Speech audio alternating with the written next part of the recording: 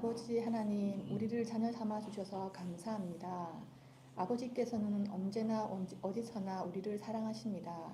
그러나 우리는 그렇지 못할 때가 많습니다.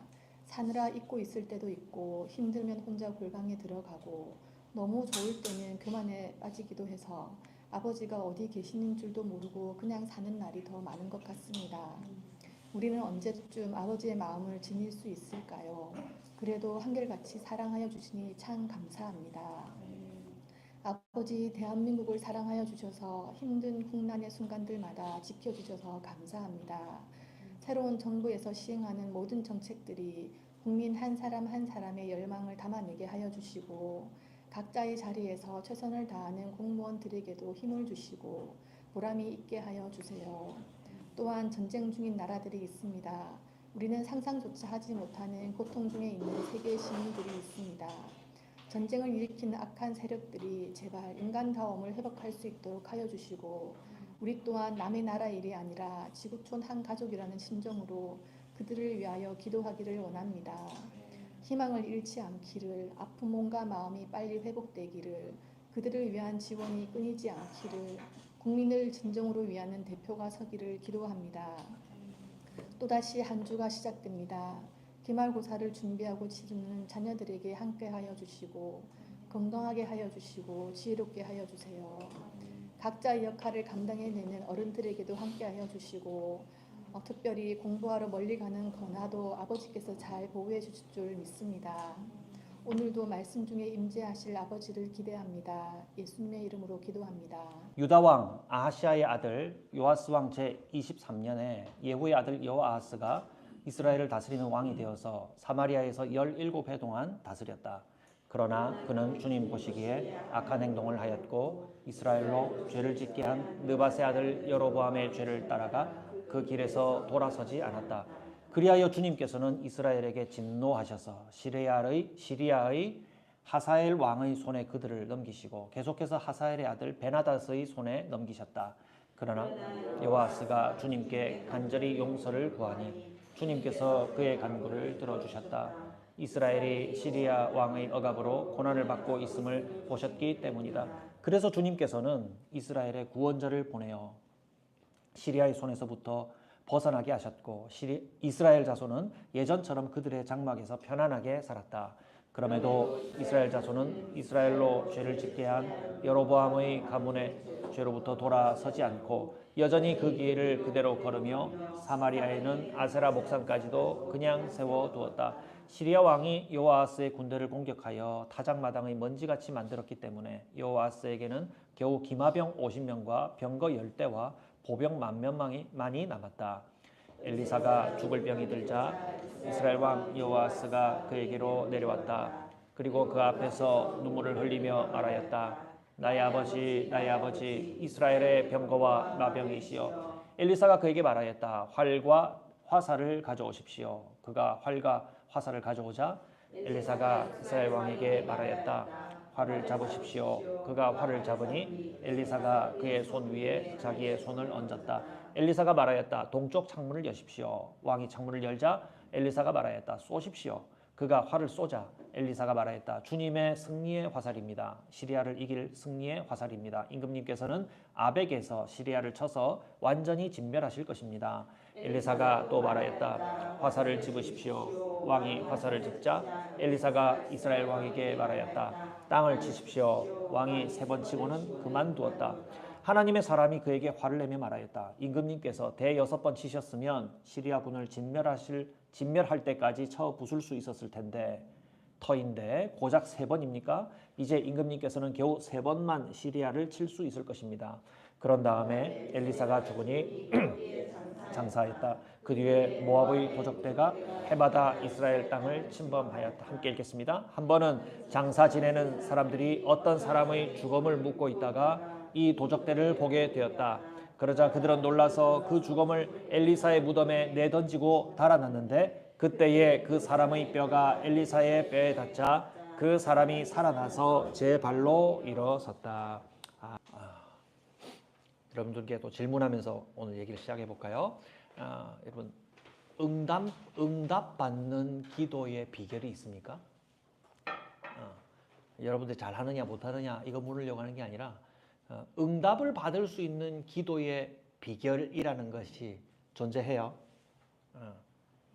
제가 말하는 응답은요, 뭐 응답의 종류는 여러 가지가 있어서 좀 이따 들어줄게, 아니다, 뭐 기다려라, 안 된다 하는 뭐 이런 다양한 응답까지 다 포함하는 것이 아닙니다.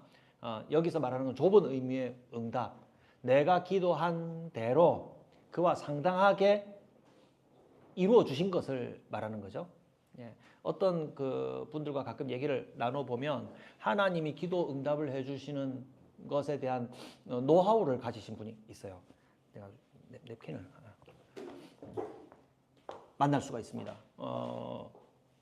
교회 훈련을 받을 때에도 한 하루의 훈련을 할애해서 기도의 응답을 받으려면 어떻게 해야 됩니까?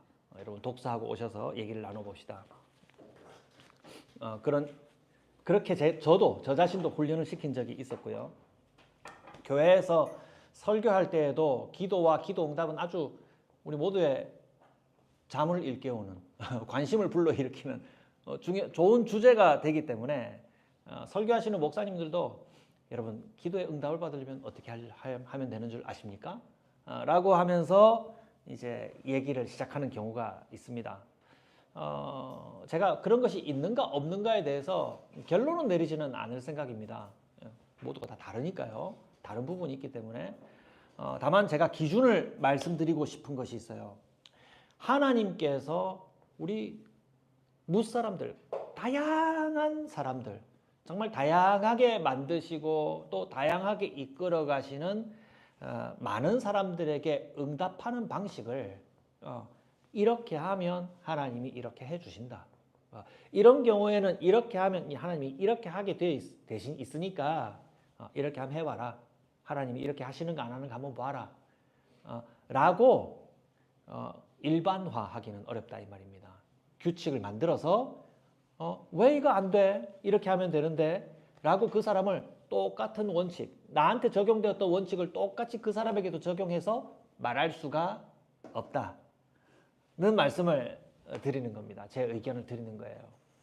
그렇기 때문에 하나님을 존중하는 사람이라면, 이와 같은 하나님을 존중하는 사람이라면 태도에서 그 사람이 기도하고 하나님의 대답을 기다리는 사람 중에서 하나님을 존중하는 마음으로서 이 일을 대하는 사람은 좀 태도가 달라요. 때와 상황, 각 사람에게 각각 다르게 응답하시는 하나님의 일하심에 대해서 항상 마음이 겸손해요. 누군가에게 이런 일이 있었다면 그래요, 어떻게 해요? 라고 들어보면서 이렇게 하면 되는데 라고 해주지 않고 하는 게 아니라 저 같은 경우는 이런 경우가 있었는데 얼마나 힘드셔요? 제가 도와드릴게요. 하면서 그 태도 자체가 말입니다. 겸손해요.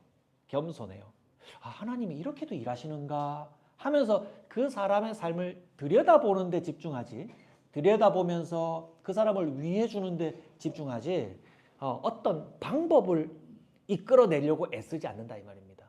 제 말씀이 무슨 뜻인지 알겠습니까? 그래서 기도에 대한 하나님의 대답을 듣는 이 일에 대해서 항상 우리의 마음가짐은 겸손해야 된다. 겸손한 마음으로 그런 일도 있는가? 내가 모르는 게 또 있었네. 라는 태도로 모든 일상 그리고 모든 사람들을 대할 수 있기를 바랍니다. 이번 주 함께 읽은 사건 속에서도요. 이런 작은 놀람이 있었어요. 어떤 거냐? 기도의 응답이 있는데요. 상식적으로는 하나님께서는 하나님을 존중하고 마땅히 행동하는 사람들에게 보통은 응답하시죠. 그렇죠. 하나님 앞에 겸손히 나아가서 그의 삶을 단정하게 하고 하나님께 어떤 특별한 결단을 내리고 주님 이번 한 번만 도와주시면 이렇게 살겠습니다. 이게 보통 이제 기도 응답하는 기도에 나아가는 사람의 일반적인 태도죠. 그런데 오늘 보면은요. 하나님께 기도를 간절하게 하며 나아가는 이 악한 행동, 이 행동을 하는 사람은요. 그의 삶을 선한 삶을 살았다, 악한 삶을 살았다라고 범주를 나누어서 물어본다면 선한 사람이 아니라 악한 사람에 더 많이 속하는 사람이에요. 이 악한 행동을 하는 사람은 누군가요? 이스라엘의 왕이에요. 이스라엘 왕. 이스라엘 왕들의 기록을 쭉 읽어보면서 여러분들도 그런 건 좀 느끼십니까? 늘 마음에 답답한 것 한 가지는요. 마치 노래의 후렴구처럼 바뀌지 않는 노래의 후렴구처럼 등장하는 다음 문장이에요. 이번에는 예후의 아들 여아스에게도 똑같이 적용이 되는데요. 2절 말씀이에요. 그러나 그들은 주님 보시기에 악한 행동을 하였고 악한 행동했고 이스라엘로 죄를 짓게 한 그들의 조상 느밧의 아들 여로보암의 죄, 조상이라기보다는 선왕이 되겠죠. 그들의 선배왕 느밧의 아들 여로보암의 죄를 따라가 그 길에서 돌아섰다 돌아서지 않았다 악한 행동했고 첫 번째 북이스라엘 왕조의 왕이 금송아지 지어놓고 베델과 단에 금송아지 만들어 놓고 그걸 잘못 섬긴 것처럼 그의 잘못된 행동을 그대로 따라갔고 그 왕들의 악한 행동을 그대로 따라갔고 그 길에서 돌이키지 않았다. 예후도 마찬가지였고 그의 아들도 마찬가지였다. 여로보암의 길에서 돌이키지 않는 것은 안타깝게도 모든 왕들에게 마치 노래의 리듬 타면서 나오듯이 계속 나오는 익숙한 행동들입니다. 이 익숙한 행동들이 착한 행동들의 반복이 아니라 또 그래? 또 그렇게 했단 말이야? 라는 말과 같은 거예요. 제가 어릴 때 집에 아버지가 사다 두신지 어머니가 사다 놓으신지는 잘 모르겠는데 이런 5, 6권 되는 그 이스라엘의 역사를 담은 만화책이 있었어요. 만화책이 있어가지고 어릴 때 초등학교 때 놀면서 만화책 보듯이 이렇게 만화책을 성경 역사를 만화책으로 읽었거든요. 그때 기억이 나가지고 집에도 저 아이들에게도 만화책으로 된 이스라엘 책 역사책을 사줬는데 그때마다 읽을 때마다 제 마음이 답답하고 초등학교 시절이었으니까 그때마다 읽으면서 또 이래? 답답해 죽겠네 라고 느꼈던 그 감정이 바로 똑같은 겁니다. 아니 하나님만 잘 섬기면 잘 돌봐주시는데 왜 또 금송아지를 섬겨? 또 왜 하나님을 배반해? 하나님 시킨 대로 왜 나라를 운영하지 않고 왜 나라를 엉망으로 우상 숭배하는 나라를 만들어버려? 하면서 제 마음을 답답한 마음을 막 터뜨린 거예요. 왜 하나님을 자꾸 배반해? 애들 말로 정말 바보 같다. 답답해 죽겠네. 그런 생각을 했던 기억이 있습니다. 그런데 본문의 관심은요. 하나님이 이같이 답답한 자들에게도 응답을 안 하세요? 응답을 하세요? 응답을 하세요. 하나님에게서 돌이키지 않는 이 북이스라엘 사람들을 훈련시키기 위해서 하나님은 아람이라고 하는 나라를 사용하셔서 이스라엘이 그 나라의 지배를 받게끔 만드셨는데 여호아스라고 하는 예후의 아들이 그리고 그의 아들 여호아스라고 되어 있는데 우리 개혁성경에 요아스라고 되어 있기도 하고요. 북이스라엘 왕과 남유다의 왕을 구분하기 위해서 그렇게 이름을 구분 지어 놓은 것 같아요. 요아스와 같은 말입니다. 여호아스 같은 것인데요. 예, 그의 아들까지도 하나님이 세워두신 아람, 시리아라고 하는 나라를 통해서 지배를 받게 하셔서 훈련받게 하셨어요. 예. 그런데 그들이 어떻게 했느냐? 하나님께 나아가서 어려울 때 하나님께 나가서 좀 제발 한번 살려주십시오. 하나님 좀 도와주십시오. 라고 간구했는데 주님이 응답을 해주셨다 이 말입니다. 악한 자들에게도 그들의 기도에 응답을 해주시는 모양이었어요. 여러분 이분 좀 이상하지 않았어요? 왜 똑바로 하지 않은데 왜 행동을 고치지 않은 자에게 왜 하나님은 응답하셨을까? 그래서 그들은요 주님의 응답을 받아서 요아스는 큰 위기에 벗어나서 잠시 평안한 시절을 보내기도 하였고요. 그의 아들 요아스는요 그들이 빼앗겼던 성읍까지 더 되찾아오는 전쟁의 승리까지 이루기도 합니다. 그 내용이 4절에서 7절까지 먼저 나오는데요. 요아스가 간절히 용서를 구하니 주님께서 그의 간구를 들어주셨다. 오늘 말씀의 제목을 삼았습니다. 그의 간구를 들어주셨다. 이스라엘이 시리아 왕의 억압으로부터 고난을 받고 있었음을 보셨기 때문이다. 5절부터 7절까지 한번 읽어볼게요. 그래서 주님께서는 이스라엘의 구원자를 보내어 시리아의 손에서부터 벗어나게 하셨고 이스라엘 자손은 예전처럼 그들의 장막에서 편안하게 살았다. 응답받았다 이 말이죠.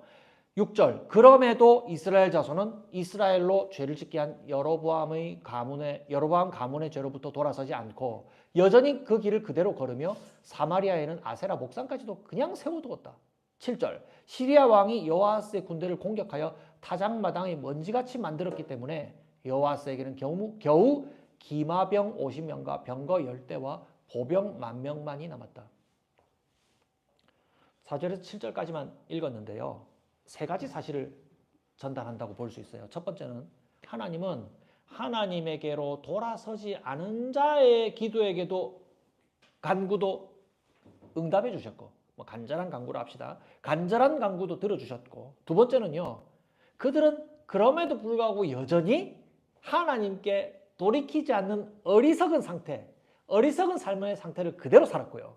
세 번째는 그들이 그들 스스로 이길 수 있는 상태가 아니라 하나님이 아니면 도저히 살 수 없는 능력 없는 상태였다라는 이 세 가지를 얘기한다고 말할 수 있습니다. 어리석고 능력도 없었다. 그렇게 볼 수 있겠죠. 근데 이 방식은요. 여호아스에게도 마찬가지입니다. 하나님은 여호아스를 통해서 외적을 물리칠 정도의 방어가 아니라 예전에 잃어버렸던 성읍까지 찾는 큰 승리를 줬다고 기록했죠. 이것도 응답이라 할 수 있어요. 그런데 여호아스는 어떤 삶을 살았습니까? 그래서 하나님을 존중했어요? 하나님 존중 안 해요. 여전히 예전처럼 제 마음대로 삽니다. 간절히 구했던 그가 하나님 따르겠습니다 안 하고 제 마음대로 살던 대로 살아요. 그리고 세 번째 마찬가지로 그의 아버지와 마찬가지로 그의 실제 처지는 하나님이 승리의 화살을 당겨서 승리할 겁니다 라고 해서 승리를 이끌어 주시는 그러한 방식의 하나님의 능력이 아니면 그 왕 자체는, 그 이스라엘 군대 자체는 아무것도 아니라는 것을 성경 말씀은 표현하고 있어요. 제가 열왕기를 읽으면서 누누이 여러분들에게 확인하고 있는 것은 무엇이냐면 이 왕의 역사 이야기를 누가 최초에 들었을까요? 아마도 기록으로는 그들이 먼저 만나지는 못했을 거고요. 이 왕의 역사 이야기를 누가 먼저 들었습니까? 이스라엘 백성들의 처지가 어땠어요? 나라 없이 흩어져 버린 이스라엘 사람들이죠. 이 왕들의 이야기가 아련한 과거가 되어 있는 거예요. 이제는 이런 왕들도 없고 다 흩어져서 나그네가 되었고요. 남의 나라에 종살이 하거나 기술이 좀 있는 사람들은 거기 들어가서 기술 가지고 먹고 사는 신세가 된 정도일 거예요. 자, 그러한 온 세계에 흩어져서 나라 없이 살아가는 사람들이 이 기록들을 읽었을 때에 제가 먼저 여러분들에게 물어봤던 것 같이 하나님의 기도 응답의 비결은 이런 것이겠구나. 하나님이 이렇게 간절하게 하기만 하면 응답을 해주시네. 이런 관점에서 성경을 읽었을까요? 아니면 하나님께서 이처럼 우리가 과거에 하나님께서 많이 도와주셨음에도 불구하고 하나님께서 도와주신 이 은혜를 우리가 소홀히 여겼구나. 과거에 하나님이 우리가 이렇게 악한 일을 많이 했음에도 불구하고 은혜를 베푸셔서 우리에게 살 수 있게 해주셨구나. 그런데 우리는 그 은혜를 어떻게 했다? 소홀히 여겨버렸구나. 왜 그때 깨닫지 못했을까? 왜 그때 우리는 하나님을 향해서 우리의 태도를 바꾸지 않았을까?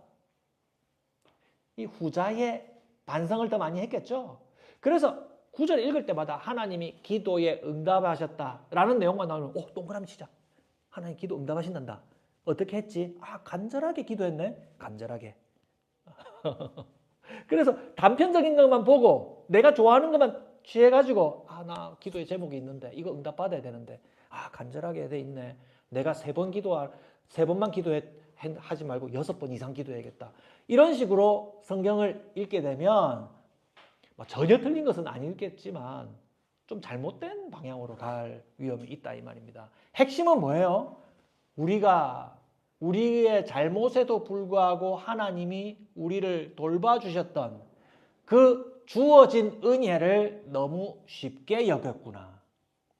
우리가 너무 어리석었구나. 라는 깨달음이 있었지 않겠습니까? 우리의 상태도 모르고 우리를 돌이키라고 하나님께서 잘 대해 주셨는데 하나님의 은혜로 주신 것을 마치 당연한 것으로 받아버리고 쉽게 여긴 나머지 우리의 상태를 고치지 않고 우리의 태도를 고치지 않았구나. 그러면서 어떤 방식의 후회가 되겠습니까?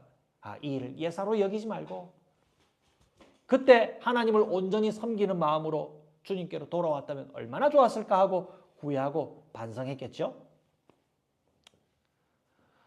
기도 응답의 비결 같은 말은요, 신자가 올바른 길을 찾아가는데 올바른 길을 잃게 만드는 말이 될 가능성이 높아요. 예, 뭐 책 제목에는 기도 응답의 비결 하면 좀 많이 팔리니까 그래 놓고 안에는 뭐 균형 잡힌 내용을 쓰는 건 뭐 괜찮다고 생각합니다. 예, 책을 일단 선택해야 읽을 거니까. 그렇지만 오로지 기도 응답의 비결에만 집중하는 신자들은요, 올바른 길을 잃을 가능성이 저는 높다고 생각합니다. 참 간단히도 오늘 우리 집사님 기도에서도 그런 말씀하셨지만 우린 참 손쉽게도 참 간단히도 하나님을 잊고 살아가는 우리에게 지금의 삶이 결코 지금 우리에게 주어져 있는 일상적인 삶이 결코 우리에게 당연하게 여겨지면 안 되는 이유는 그 대가가 내 자격이나 내 능력이나 나의 승리가 아니라 하나님의 은혜로서 나에게 주어진 것이고 그리고 또한 동시에 나는 그 은혜에 걸맞지 않게 나는 아직도 주님 보시기에 거룩하지 않기 때문입니다. 거룩하지 않다 이 말입니다. 그래서 내가 지금 누리고 있는 하나님의 이 은혜가 나에게 결코 당연하지 않다. 하나님이 지금 내가 당연한 듯 누리고 있는 이 많은 복들이 내게 결코 당연하지 않다. 라고 깨달아야 한다 이 말입니다. 그래서 하나님이 이렇게 하면 들어주신다 하는 말은 어떤 의미에서는 답답한 말입니다. 하나님을 따르지 않는 우리의 태도를 고치지 않고 간절히 기도했더니 응답해 주시더라고. 이렇게 말하는 것이 되기 때문입니다. 아까 제가 얘기했던 것처럼 아합의 자손이나 예후의 자손들이 이런 말을 우리 곁에 있는 이웃이 되어서 우리에게 한다면 여러분들은 어떻게 답해 주실래요? 참 답답하다. 하나님이 지금껏 너희를 떠나지 않으시고 너희들과 함께 계시면서 기다리시고 참고 계시는 것을 아직도 알지 못하겠습니까? 라고 말해주지 않겠습니까? 은혜를 당연한 것으로 여기지 말고 하나님 앞에서 마땅하게 삽시다. 저도 잘 못하지만 우리 함께 하나님 앞에서 마땅하게 삽시다. 라고 말할 수 있어야 되지 않겠습니까? 적용은 보통 말씀의 깨달음에 대한 적용은 보통 남에게 하는 것이 아니라 자기 자신에게 해야지 옳습니다. 맞죠? 네, 목사님 먼저 똑바로 한번 살아보세요. 뭐 그렇게 생각하시죠? 저도 그렇게 생각합니다. 여러분 자신은 하나님 보시기에 누군가 내 삶을 곁에서 지켜보는 양심 바른 사람이 있다면 그 사람 마음 가운데 또 하나님 보시기에 답답함을 일으키는 모습은 없습니까? 항상 우리 마음은 하나님 도대체 이 문제 언제 해결해 주실래요? 라고 하는 언제 응답해 주실래요? 하는 수준에만 머물러 있다면 우리에게 주님께서는 혹은 하나님의 사람과 같은 주님의 사람은 우리에게 뭐라고 말해줄까요? 네가 생각하는 기도 응답보다 더 중요한 것은 하나님의 은혜로 네가 지금 살고 있다는 사실을 알고 마땅한 마음과 행실을 가지는 것이야. 지금 너에게 주신 하나님의 은혜를 바라보고 마땅한 마음과 행실을 가지는 것이야. 라고 우리에게 말씀해 주실 것입니다. 오늘 이야기의 중심에 끼어있는 엘리사의 마지막 예언이 저는 이것을 강조한다고 생각합니다. 왜 엘리사 예언이 이렇게 좀 전체 글에 어울리지 않게 끼어들었을까? 엘리사가 죽을 때가 되어서 왕이 그를 병문았습니다.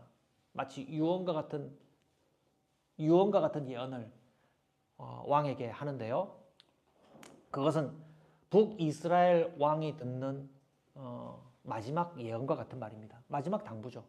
이제 이스라엘은 급속도로 멸망해 갈 것입니다. 14절에 이렇게 인사하죠. 나의 아버지, 나의 아버지. 이스라엘의 병거와 마병이시여. 뭐 이렇게 고백하는 게 맞을 겁니다. 솔직하게. 왜냐하면 이스라엘은 아까 얘기했던 것처럼 기마병 50하고 병거 10대밖에 안 남았다 했잖아요. 물론 아버지 때이지만.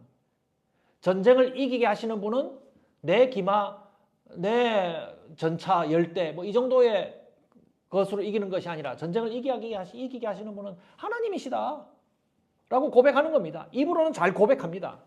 중요한 것은 그 다음이에요. 엘리사가 왕에게 활을 들고 활과 화살을 가지고 오라고 합니다. 그리고 활을 들고 화살을 당기라고 하죠.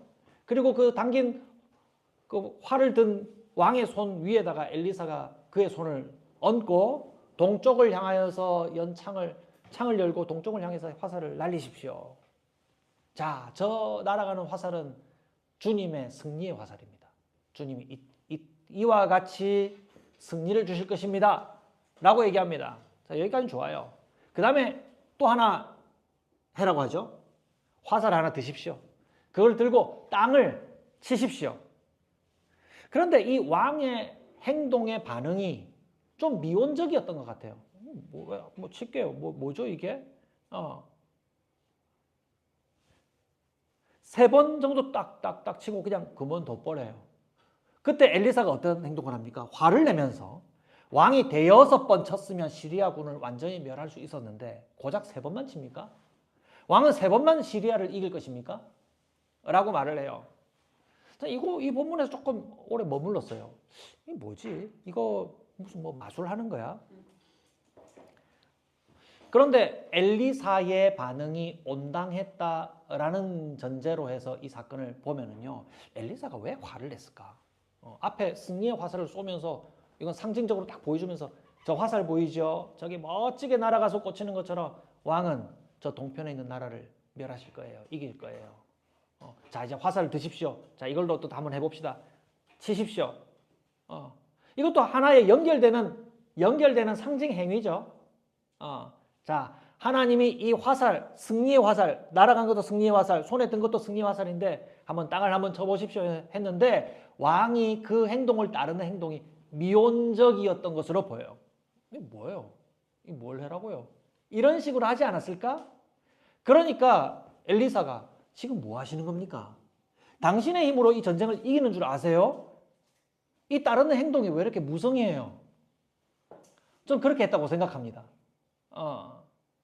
왕이 하나님이 주시는 당신의 능력이 아니라 하나님이 주시는 승리에 대한 그 확신이 불분명하니까 왕은 앞으로 한 3번 정도만 적당히 이기고 말 것입니다.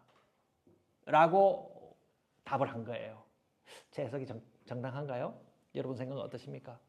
저는 이 왕이 엘리사가 이끌어가는 하나님을 향한 고백에 대해서 미온적인 태도를 저는 보였다고 생각합니다. 자기 능력으로 하는 것이 아니라 하나님의 승리의 화살로 이길 수 있다는 다짐을 철저히 받으려고 했던 겁니다. 그런데 왕은 그것을 완전히 따르지 않았어요. 성경 본문을 보면은 왕이 하다가 그냥 멈춰버렸다. 왕이 좀 하다가 멈춰버렸다. 이렇게 정확하게 얘기하고 있어요. 왕에게 필요한 것은 승리를 얻을 능력도 자격도 없는 사람. 앞서 선왕과 자기를 살펴보자면 하나님이 향해서 그냥 악한 행동밖에 없었던 그 사람이 그에게도 약속하시는 하나님의 구원, 그 승리에 대해서 마땅한 태도를 가지지 않으면, 마땅한 태도로 옮겨오지 않으면 지금 주어지는 승리는 잠깐에 불과할 것입니다. 아무 의미가 없을 것입니다. 라고 말하는 것과 같다고 생각합니다. 이 사람은 철저히 하나님만이 그의 능력이시고 구원이시기 때문에 주님만 철저히 따르겠습니다. 라고 고백했어야 합니다. 말씀을 정리하겠습니다. 여러분, 기도의 응답보다 더 중요한 것은 우리에게 지금 베풀어 주신 하나님의 은혜를 당연한 것으로 여기지 않는 것입니다. 그런 사람은 하나님이 지금 우리에게 주신 은혜를 소홀히 여기지 않고 우리 주 하나님을 높이는 삶, 주님 앞에서 더 합당한 삶을 살아가려고 애씁니다. 내게 주신 하나님의 은혜가 마땅하다고 여기는 사람들은요, 그 은혜에 걸맞지 않는, 그 은혜에 어울리지 않는 우리 삶에 남아있는 거룩하지 않는 삶의 태도를 바꾸려고 애를 쓰겠죠. 예사로 여기지 않아야 한다 이 말입니다. 예. 지금 주시는 하나님의 은혜가 마땅한 태도로 일관하지 않는 자에게는 그저 손쉬운 것이고 그저 거둬가는 잠깐에 불과한 복이 될 것입니다. 태도를 바꾸고 하나님을 바라보는 자에게는 영원한 소망으로 영원한 은혜로 하나님께서 이끌어 주실 것입니다. 또한 우리 모두에게 오늘 은혜 베푸심 같이 우리의 삶을 영원히 구원해 가실 것을 믿으시길 바랍니다. 엘리사를 통해서 이어지는 내용을 제가 다 언급하지 않았지만 죽은 자가 살아난 것처럼 엘리사의 평생에 엘리사의 손을 지나가면 나쁜 물도 좋은 물이 되고, 그죠? 적은 것도 많은 것이 되고, 죽은 사람이 살아나는 역사를 엘리사를 통해서 보지 않았습니까? 엘리사를 통해서 모든 죽은 것이 다시 살아난 것처럼 마치 죽음과 같이 산 소망이 끝난 것과 같은 그런 절망 가운데 있는 사람의 삶도 역시 살려주시고 구원해 주실 것을 믿으시며 소망 가운데서 주님의 은혜를 잘 알아보고 주님을 따라가시는 저와 여러분들이 되기를 바랍니다.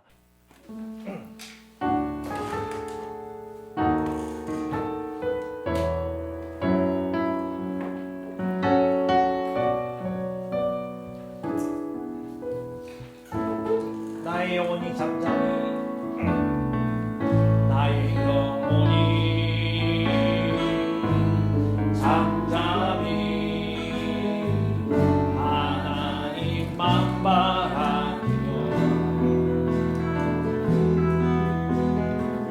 나의 영혼이 그에게서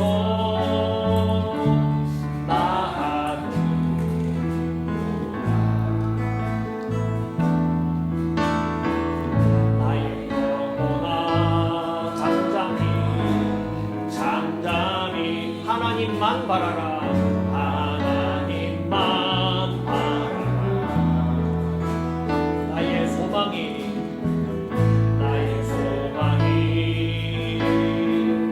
저에게서 나는도다 오직 주만이 나의 산소 나의 구원이시니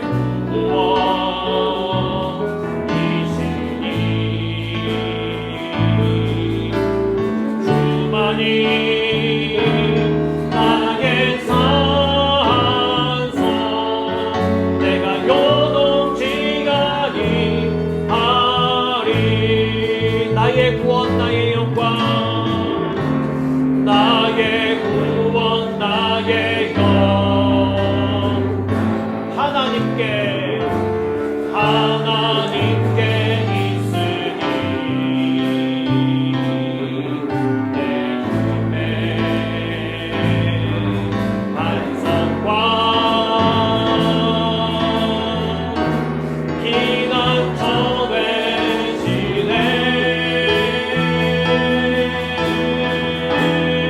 오직 주만이